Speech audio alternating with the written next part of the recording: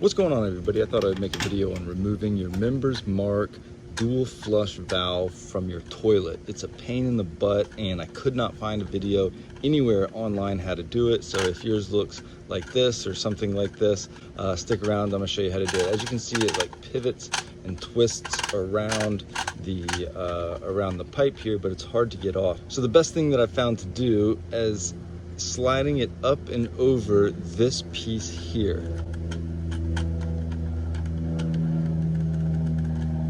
And it's kind of hard to see when this is in the toilet, but once you get it over that, kind of matches on all sides, then you can lift up.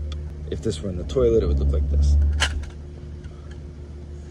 But that is how to get it off. And then to put it back on, you can really just put it on anyway, but you can also just slide it right back over those pieces there. So if you can imagine this being in a toilet, you would slide it over here or in the tank of a toilet, and then once you've got it on that, pull up. Then you can check the seal, change the flapper, do whatever you need to do. So hope this was helpful.